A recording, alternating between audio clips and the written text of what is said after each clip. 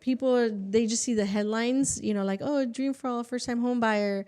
And next thing you know, it's gone within like hours. So it's like mentally preparing, opportunities or not. I would say everyone's like, oh, you're so lucky. It's luck. It's not really luck. It's, when you're prepared and the opportunity is there. Definitely. So. Okay, I couldn't put it any better.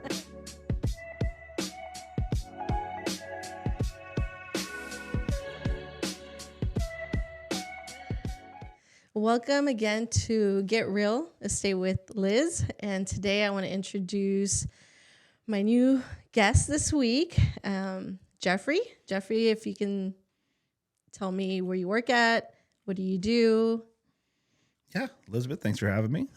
Great little setup you have here, by the way. And Thank you. Yeah, Jeff Meyers here with Certainty Home Lending, local mortgage lender here in the San Luis Obispo, Santa Barbara County area. Do stuff all over, California, actually, and all over a lot of other states too, but focus right here in our little small town.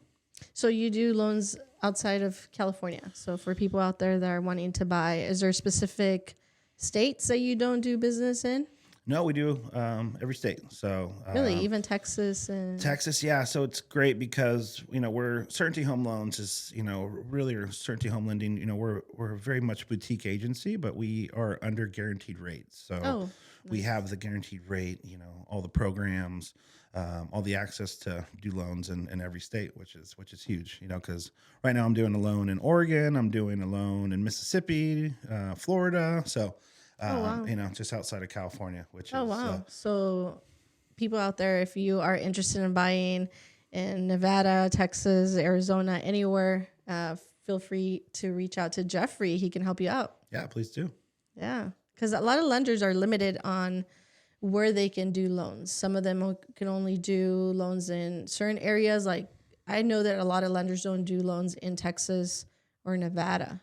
So if you're able to do that, that's a big win-win. Yeah, that's part of it. Being associated with one of those big companies, is being able to have that ability to do loans in every state. So I'm only licensed myself in California, but we basically can run it through one of the branches in that state and it be a compliant loan with someone licensed in that state. And, nice. But they still, yourself as the realtor, the client, they deal directly with me. They have no idea, as far as that someone else might be another office is processing the loan. They're associated with us, so it's still they're dealing with me as far as all the contact information, providing it to me, and all the communication, everything like that. Oh, nice. It's still so the same. It's not like a referral, like I'm going to refer you to another lender. It's Correct. not like that. It is on our side, like the back side, but no, as far as what. But not in the front side, like dealing with, like they're not going to call somebody else. Correct. Yeah, still dealing with us, which is great. That's awesome. Yeah. Yep. Totally great. Yeah. So how long have you been in the business? Gosh, got into mortgage lending almost 5 years now. So flying by, like me. It was in, kind of assisting a loan officer and then, fell in love with the business, COVID happened, and then I decided to get licensed right when, COVID was kind of rearing its head up. And, from there, we just never looked down, it was, quite a busy, time to get licensed and get into the business. And, now it's just great because I was able to, go through so many transactions in such a small, amount of time. It was a great time to get, I guess, learned up on a lot of experience. Totally. You definitely got a lot of experience. I mean, you learn something from every deal. There's, something a little bit different to it, even though, it might be, the same kind of situation, same town. I've even probably sold a house on the same street before. It's just always a little different. That's what I always tell my clients. Like every transaction, it's unique, and not every transaction is very smooth and not every transaction is chaos. So, it's a learning experience every single time, not just for them, but for us too. Yep, totally. So, yeah. Definitely. Well, I'm really excited to have you here today. I know that there's a new program that just came out on the 17th of November, I believe, and that it's a FHA multi-unit. So I know I wanted to talk to you about the loan limits on that because that's kind of exciting for a lot of people. Yeah, very exciting. So what Elizabeth is talking about is now our conforming loan is actually, for multifamily loan limits, or really our loan to value limits have increased. So before, you would have to put down at least 15% for a 2-unit, and then upper 20% for a 3 to 4 unit. Now they've all been changed to 5%. That's so awesome. 95% loan to value. Which was great. And you mentioned, FHA. Before, you could put down as little as 3.5% with FHA, but there was something called a self-sufficiency, to where the property basically had to cash flow. So you're putting down, 3.5%, do the rents, basically pay for the principal, interest, tax, insurance payment, which in our area, as rates were going up, it wasn't happening, So and the prices. the price. I mean, our area. That's what it is. The prices, and then with rates going up. A few years ago, 2-3 years ago, we were seeing it cash flow, and we were making those deals work. As I was getting, different buyers and investors trying to, maintain an FHA, down payment of 3.5%, which is great. They just weren't cash flowing as rates were going up. So it kind of really put a lot of people on the sidelines. But now, with our new announcement moving into, like you said, now it's active, ready to go as of today, or really earlier here in November, we can put down 5% and not have to worry about the self-sufficiency. So it's just 5% down. Do you qualify for the loan? Get your offer accepted, and let's go. That's it. Can you explain a little bit more on that self-sufficient? Because I know what it means, but a lot of clients, they're like, what does that mean? Yeah. So like I said, it basically the rents. So, with 3 or 4 units, for the rents that you're collecting, they would have to equal or be greater than the principal, interest, tax, and insurance payment that you're paying on that property. So that, the word cash flow, everyone likes to say, it says cash flow, or even breaking even is what we were looking for, but we couldn't even get them to break even. So those rents that you were collecting, like I said, but part of it is you had to be occupying one of the properties, so you weren't counting that property, which is with this is for primary as well. So just so you know, for 5% down, you can't be for an investment or for a second home. So this has to be for your primary residence. You have to be, living in one of the units, and then you can rent out the other ones. The other ones, but you can actually count those rents for whether it be, 1 unit, 2 or 3 units towards your qualifying. So that could help you actually qualify for the purchase as well. And then a very important question, how much of a percentage of that rental income are they able to use? And then also, are they going based on what they're currently renting, or is it the market rental? Yeah, so we try to get it towards a market rental. It kind of just depends on the property, but obviously if we can bump it up, that'd be great. So that's always what we're trying to do, which is typically we can. But we're using 75% of the rent, so we're not using 100%. Basically, they like to allow for some vacancy, situation in there, and then if there's cost to it. There's some owner cost, I believe, is kind of marked up in that 75% as well. So they're not going to give you 100% of that. They're going to give you 75%. They know people are going to be moving in, moving out, but it's still a great number and helps you qualify. Definitely bumps definitely, you up. definitely, especially right now with the rents being ridiculously high already. So it's a good incentive. That's what I was going to say. If we get the fair market rent, bump it up to whatever the fair market is, which is know. It's been going up, for quite some time now, especially in our little area here. Rents are super competitive. So if we can get that fair market rent, use 75% of it, it really helps out. I've been seeing some rentals just here in town in Paso Robles. I mean, all over the area, but Paso Robles itself, I saw $3,200 for a 3-bedroom. Is that right? Or 2-bedroom. Wow. $3,200 for a 2-bedroom. And it doesn't even have a washer and dryer on some of them. Like anywhere from $2,600 to $3,200 is just insane. Might as well just utilize it to get something that's going to be more beneficial for you in the long run. Yeah, and I've been looking at different properties now with this, new down payment. So there are a lot of like the 3-4 units that are 2 bedrooms. So, you can really utilize a lot of rents to help you qualify, which is great. And there is a lot of opportunity out there, just to let everybody know. There is duplexes, triplex, fourplex around in the area, but they were limited on selling and they were taking forever because for the same reason that you said, people don't have 20% to put down on an investment property. And we're not talking about 100,000. We're talking about 800 and up. Yeah. which reminds me, what are the loan limits on those? Yeah, so new loan limits announced for 2024, which is great. 766, 550, which is I'm glad I'm already remembering that, because it usually takes me a couple weeks to remember that. But yeah, so I can pull it up for the multi. I think we're 1.4 plus for 4 units, and I have all those numbers as well. But it's incredible, and like you were saying, the big thing was the down payment for that. Coming up with that, right? Like, Right. you're like, hey, I can afford X amount as far as the monthly payment, Yeah. and then I'm getting these rents to help me offset it. But man, I have to come up with 20%. 20%, I mean, and that's hundreds of thousands compared to let's 40, 50. It just depends on the purchase price, obviously. But yeah, I mean, it's a huge difference. So that was the big thing, coming up with 5% versus 25%. That was the big thing. And not only that, but you said on an FHA, even if they did the 3.5%, they still had to be able to justify it in their monthly expenses, rental expenses, or monthly income, or whatever. Yeah, I mean, if you got it to somehow, past that self-sufficiency, as cash flowing, then, you have a big loan limit or a big loan amount there that you're paying for monthly. So, yeah, definitely.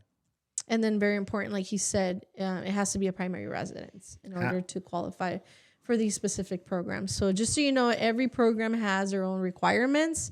So that's why it's very important to talk to an expert and get the answers directly from that person, because everybody can say whatever they want, or the neighbor did this, or the brother did that.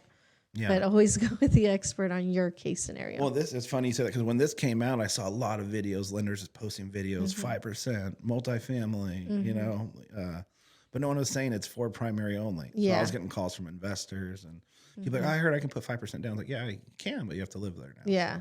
You have to live it's a huge, that means that's a lot. Obviously, if, you're working or living, let's say, in the Valley, I get a lot of, clients from the Valley looking to buy over here, second homes and such. And I had one actually call me who saw a video of a different realtor who shared it. Anyways, long story short, they were all excited, had the property, sent it over to me, and I was like, hey, we have to call this your primary for it to put 5% down. So it's going to help a lot of people. Don't get me wrong. I mean, first-time home buyers is a huge, I think I went through my pipeline and just started calling people. I was excited because, people do want to, house hack basically to get into their first home, renting it out.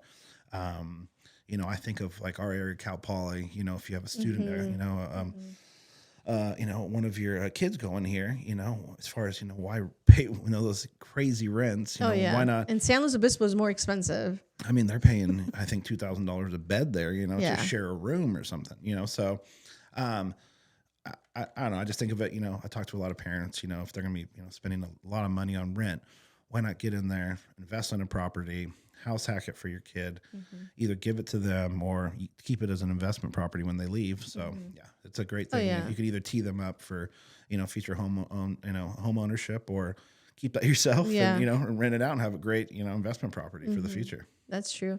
And not only that, but also there's a lot of families out there, that they're like the brother and the sister and the mom and the dad, and they can't really afford a single family resident property, because they're already like the minimum, I believe it's like 500 and up. So a lot of the times, sometimes it's more beneficial to come in as a family and buy it together, and they can, one lives in one apartment, the other one lives in the other one, and the other one lives in the other one. Yeah, totally. I mean, you have your own walls, your own, your own living space. It's a great idea. Totally. And then is there any requirements that you know of as far as like how many people can be in the loan? Typically we allow 4 people on the loan. So that's, I would say probably around 4 people would be the max we could put on the loan. Okay. And what about any other benefits that you might tell our clients? As far as this program, I mean, I think like the biggest benefit obviously is putting down to the 5%, having to be able to plan for that. I can sit down with people and help them plan for 5%, helping plan for, putting down, let's say 300,000 or whatever, 25% would be on a property.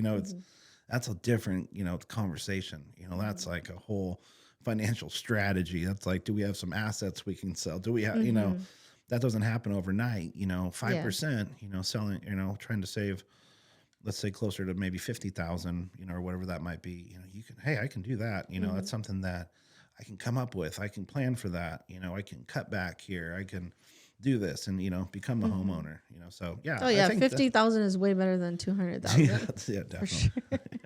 But no, I think that's the biggest, that's the biggest, that I took out of this, because like you said, being able to come in maybe even as a family or, whatever strategy, you're trying to, I guess, identify, and doing it, like as far as 5% compared to the 20 is way more achievable. Oh yeah.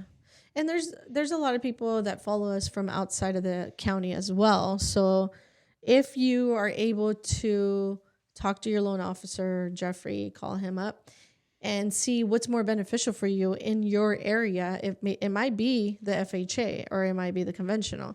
But for us here in the Central Coast with prices going ridiculously high, I would say take advantage of that conventional if you can.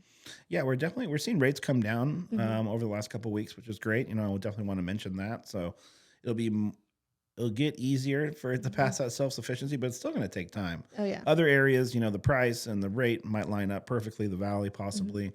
But even then, with rates, it's tough right now. But 5%, just putting down an extra 1.5%, is, like I said, super achievable, and you don't have to worry about passing that self-sufficiency. Like, you just have to qualify for the loan, and you're good to get your offer accepted, with a great realtor like Elizabeth here, and you're good to go. You're in there, and you have a money-making producer right away. There's some of these properties already have renters in them, and you just walk in that first day with that rental income, which is really cool. It's great. And not only that, but now that I mentioned it, other areas, you also have to consider what are the rent base in that area as well. So their rent might be $1,000, and so we're still back to the same scenario of not self-sufficient. Yep. And like, always keep in mind, just getting into the property now and being able to refi down the road is going to really help out, your monthlies as well. So if you can look at it, meet with someone like myself, who can go over the numbers with you, really being able to identify what your monthly is going to be and being okay with that and be comfortable with that and being like, hey, that could be 6 months, it could be a year before we refinance, but being able to know that there is, I guess, some light at the end of the tunnel as far as that monthly payment, and I like looking at those comparisons, like, and showing people like, hey, this is what it would be at 5% or 4.5%, and like eyes just shoot open, it's huge savings there. So being able to, just game plan for that and knowing that there is kind of somewhat of a, not exit strategy, but I guess, more light at the end of the tunnel, you know, it really is, because once you have that, then your cash flowing, those rents are actually, you're watching money go into your savings and add up every month, which is like, wow, it's another, another source of income, which is great. Yeah.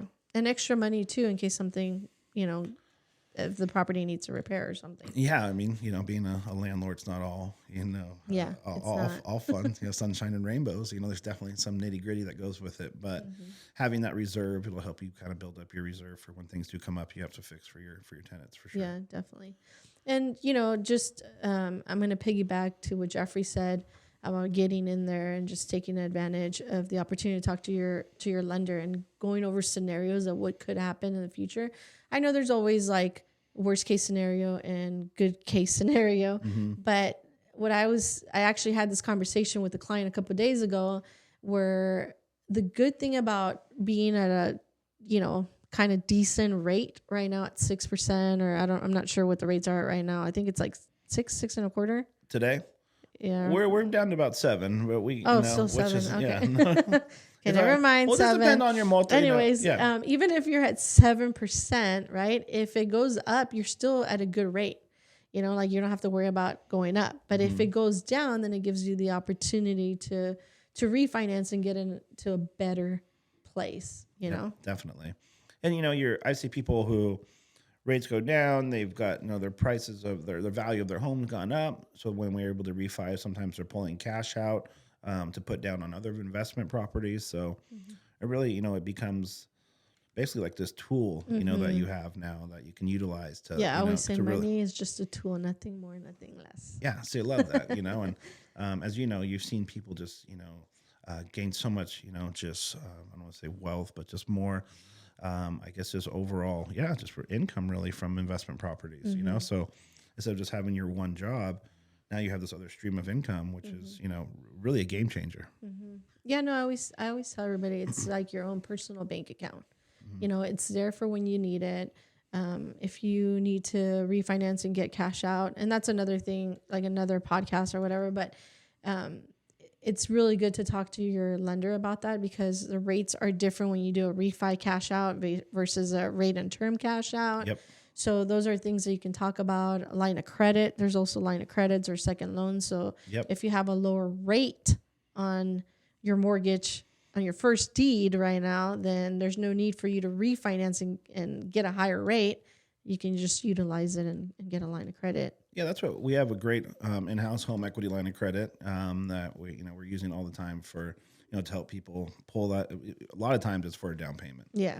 Pulling that money out for another investment property they're utilizing for a down payment. So, yeah. So yes, your house is a good investment. Oh yeah, definitely.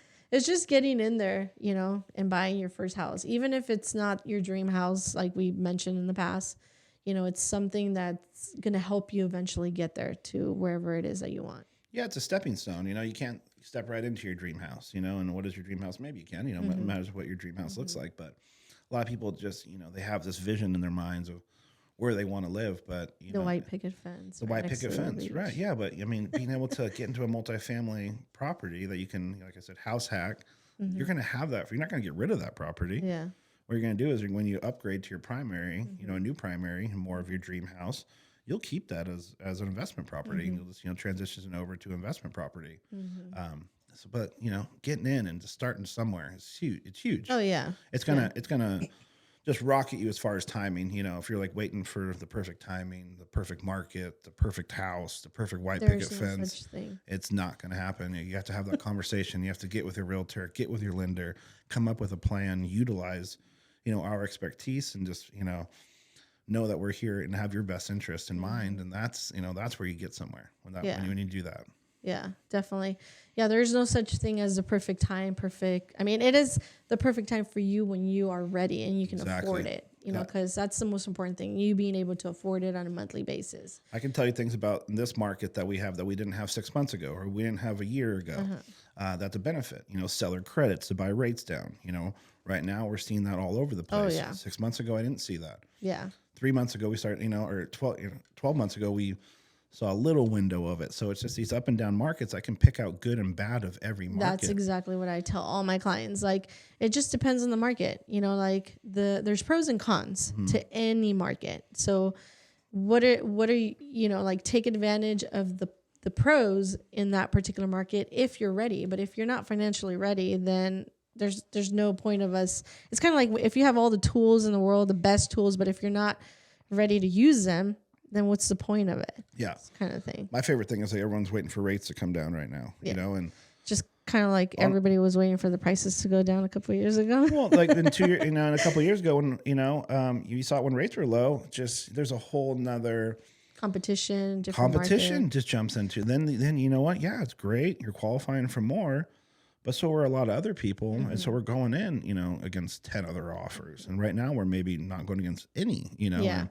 And, like I said, right now it's a good opportunity for buyers to come in and negotiate pricing. We've been seeing properties sitting in the market a little bit longer.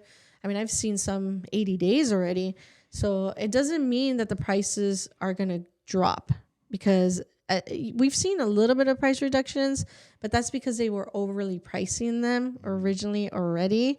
And some of them are just doing adjustments, like a $5,000 here, just to kind of throw it out there again, like, hey, see me, I'm over here. But it gives you the opportunity to negotiate pricing, negotiate closing costs, and you have no competition. Sure. Yeah. Especially right now during the holidays, nobody wants to be moving during the holidays. So if you're ready to buy, this is the opportunity for you. I tell people, look, during the holidays is a great time to buy. I think so really too, is. Honestly. I see properties sitting there that shouldn't be sitting there, and that's a great time. And even for the sellers, the sellers will know that they're serious buyers. If they're going to write up an offer in your house, it's a serious buyer. But when the market's crazy, you don't even know, like, who do you choose, out of 20 deals, and you want to make sure that you choose the right one, because if you choose one and then they end up backing up, like here you are chasing the market again, like, let me call the next person if they're willing to jump in. Well, it's funny you say that. Over Thanksgiving, I had a couple of people call me and wanted to put offers in on Thanksgiving, and I was like, wow, they're serious. You know, that's what I'm saying. Yeah. So we just closed an escrow too, in Thanksgiving, like the day before Thanksgiving. And the same thing, we were able to get them $10,000 back in closing. Yep. An extra $3,000 after, closing. And we ended up coming in $10,000 under asking price. So it was just insanely crazy, but my clients were so grateful. Like, you have no idea how many messages I got of how grateful they were. They posted me. And even though, like, I know that I was part of it, it was the scenario, the situation, the market right now. It's your knowledge and your guidance. You're able to get them that seller credit, which a lot of people don't even know about. Yeah, right? Like, or they don't even ask. The seller will buy my rate down and pay for my closing costs. Like, it's happening all over the place right now. I mean, worst case scenario, like I always tell my clients, and I tell all my clients, I'm like, worst case scenario, they're going to say no. If they say no, you don't have it anyway. Exactly. What if they say yes? Or what if they say, you know what, I won't give you 10,000, but I'll give you 5. Hey, we got 5,000. Yeah, exactly. Better than nothing, That's great. That's and awesome. It's funny because I just saw a motivational thing. Yesterday, Steve Harvey said that one of his favorite Bible quotes is "Ask and you shall receive," and he says, "If you don't have none because you don't ask none." And this morning, I had a client of mine, and he's probably going to see the podcast, but he called me and he's all asking me about, scenarios about seller financing or rent to own and stuff like that. There's still opportunity out there for rent to own and seller financing if the seller is willing to do that. Obviously, every person has their own personal circumstances. I don't know if they need the cash for a family emergency or divorce, whatever the scenario is. But there's sometimes where people genuinely want to help somebody. So I told him, I'm like, you know what? It doesn't hurt to try to ask, ask and you should receive. Like, who knows? She might say, you know what? I've been praying about helping a family. This is my good deed. And sure enough, maybe I'll do it. I can't guarantee that that's what she's going to do, but ask and you should receive. Yeah, that's awesome. That's great. So anyways, on to the next topic. Jeffrey, how do you see the market coming in? I know that you said that the rates were kind of going down a little bit. I know that people are asking you, like you said, a lot of people are like waiting for the rates to go down. What do you tell the clients when they tell you, oh, I'm just going to wait, even though they're like pre-approved and they're fully qualified right now? Yeah, well, it all depends on why they're waiting. If it's rates, we can talk to them about seller credits and the opportunity for a seller credit right now. Sorry, I was really far away from the mic. I realized I couldn't hear myself. So, it just depends on why they're waiting, and if it's saving for a down payment, it's different from, hey, I'm waiting because, the rates are up. They got up to, over 8%, a month or so ago. And that put a lot of people on the sidelines, but at the same time, stalled out a lot of listings. So then you're seeing sellers, like you said, either, reducing pricing, or the big thing, we try to go after is getting a credit from the seller to buy down the rate, or closing costs. So, just being able to identify those opportunities and saying, hey, why are you waiting? Is it this? Is it interest rates?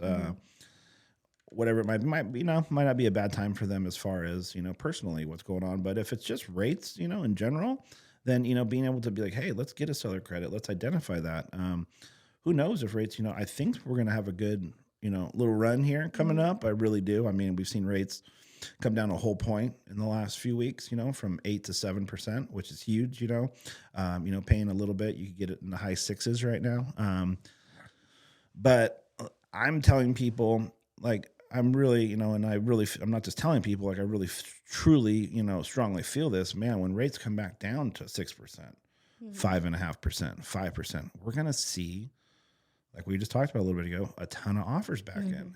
We really are. I know a lot of people who are pre-approved waiting for that. And I said, hey, that's when we start talking about seller credits. I think that's the biggest thing, like, let's get them to buy your rate down where it's not coming out of your pocket. I say, hey, would you want a 5% interest rate? Would you buy that house? They're like, yeah, let's go get it for you then. And that's what I'm telling you. You don't want to wait for people, rates to come back down because have you seen the meme of the people jogging? There's like one guy 7%, and then there's like 6.5%, and then there's like 5 people, and then there's they keep it's I love it because a lot of people have reposted that, but it's funny, that's the truth. Because it's the truth. It really is. It's like, and I think then you're not going to be getting seller credits. You're going to be paying probably over asking, or right. You're not going to be under asking. That's for sure. So it's just kind of pick and choose your battle. Like the good and bads of each market. Like we were saying, each market has got a really good opportunities that this market's got great opportunities. The next market will have opportunities, but don't wait. If the timing's right for you, like let's get on it. Let's talk about it and, come up. What's your dream scenario? What do you want? You want to pay 4% for a house right now? We can get a 3-2-1 buy down. You can pay 4% right now for your first year. The opportunities are there right now. So that's that 3-2 buy 1 down. Can you give us a little bit of insight on what exactly that is? I mean, I know what it is, but yeah, sorry. 3-2-1. So there's a group of temporary buy downs is what they're called. There's a 3-2-1, a 2-1, and just the 1-0. So 3-2-1 is where if we're 7% today, we're buying the interest rate down by 3% for the first year, 2% the second year, and 1% for the third year. So the first year, your interest rate would be at 4%, second year 5%, then 6%. And then it would, so let's say we don't refinance. It would be set at today's rate that we locked in at 7%. If you don't refinance in 3 years, which I'd be shocked if you didn't have an opportunity in 3 years to refinance. But all that, which is great, is coming from the seller to buy it down. Nothing out of your pocket. It's all seller credits to buy that down. So if you think about it, if you get, I've got a few of them last year where we started getting some 3-2-1s when rates were like in the mid 6s. So we were seeing some like high 3s, 3.5s for that first year, which they still. I mean, I was just looking at them, last week. I still have a few. I have a little timeline of like when that rate's going to adjust, but. The thing is, your rate will never exceed what, the rate is today, which is great, and then, if you have the opportunity to refinance, your rate will never really go above whatever that refinance, say so your point's 5%. Like if they refinance in a year, there's no penalties or anything like that for them to refinance. No penalties. And the cool thing is whatever we use, like, so let's say we got a $25,000 credit from the seller to buy your rate down. There's an annual subsidy that we take each year for that buy down. So from 7% to 4%, there's, cost for each year is different. Let's say the first year, obviously we're in it, we refinance that first year. Whatever's left over for year 2 and 3 from that seller credit, we take and apply it towards the principal balance of the loan. So you keep it. You get to keep it. The seller is now helping you buy down your loan, your loan amount. Yeah. So when you refinance, it's kind of like a credit. Yeah, it's going to go towards your principal balance. 100%. Oh, wow. Take a little like savings that just hits in there. It's cool. No, it's great. So you never lose it. A lot of people are like, hey, what happens if I refinance? Do I lose that credit? No, it gets applied towards your balance of your loan, which is great. That's awesome. Yeah. And I wanted to mention really quick. There's programs constantly changing. So whatever you guys qualify for right now, it doesn't necessarily mean it's going to be available next, the next couple months or 6 months or even a year from now. So, take advantage of the programs that are available because the 3-2-1 buy down, I believe it just came available the beginning of this year. Yeah, that's when we really started. Yeah, pretty much promoting or whatever. Exactly. We didn't. I mean, you weren't going to get a seller credit. Yeah, at a 3%. Yeah, exactly. It's 0% financing, like. Yeah, you weren't. I mean, you just weren't going to get it. No one was giving seller credit. So, but yeah, it's huge now. And like we've been doing a lot of the 2-1 buy down because it's just smaller credit from the seller. Obviously, a 3-2-1 is a little bit bigger of a credit. We might be talking 15,000 versus 25, 26, 28,000 for a 3-2-1. So, $15,000 from a seller, let's say, $850 purchase price, and we come in right at $850, ask for $15,000. They're still netting a great, purchase price on that price instead of coming in and doing a price reduction, let's say $749 or whatever is going to turn some heads, coming in netting just $15,000 off your, original purchase And that's price. where a good realtor comes in and kind of gives you a net sheets comparison. Like, totally, if you do this buy down versus a price reduction, I've seen properties advertise as a seller credit instead of a price reduction and just fly off the market. Yeah. Like it turns heads. It really, that's a great It's being strategy. creative and being open to other opportunities out there. Yep. Yeah.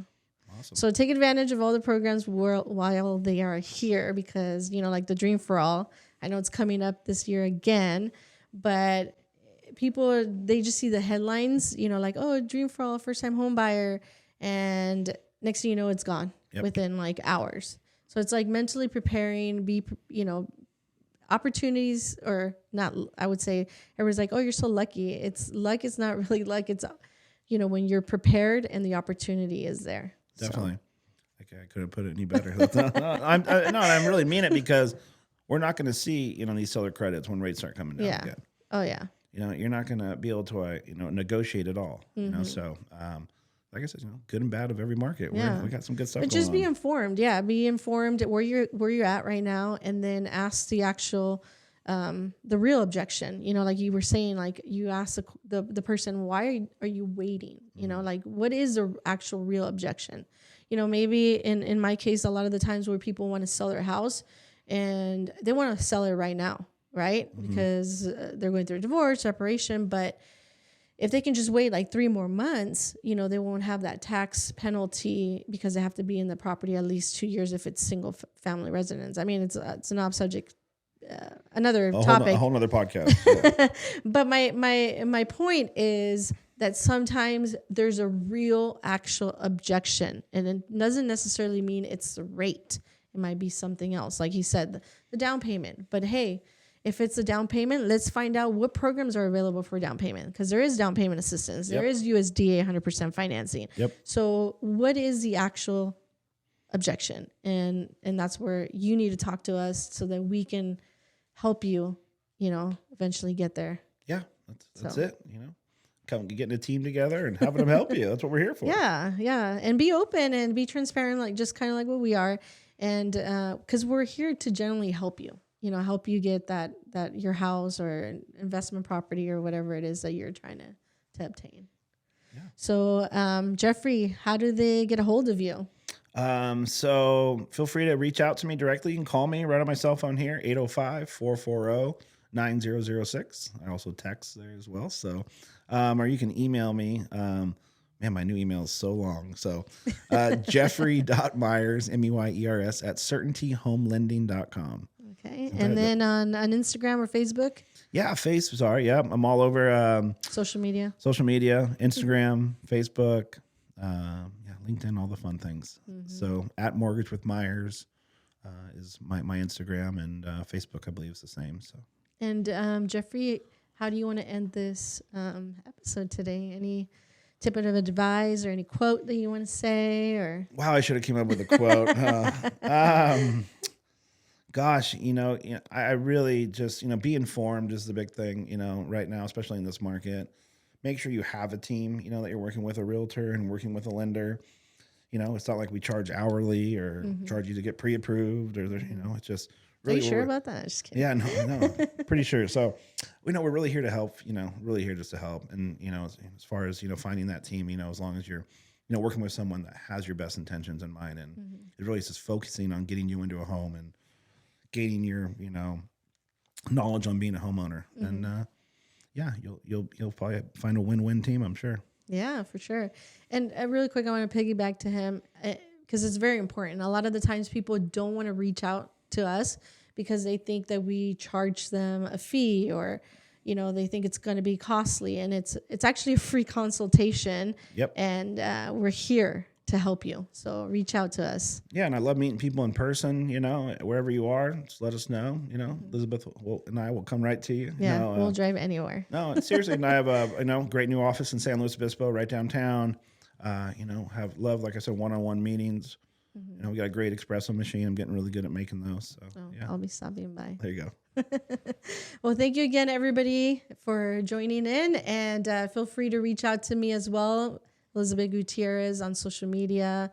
My phone number, 805-286-6617. And comment and let me know what you guys would like to know more about, what questions you guys have out there. And thank you for joining in. Yeah, thanks for having me, Elizabeth. Really, that was fun. Thank you. Appreciate it.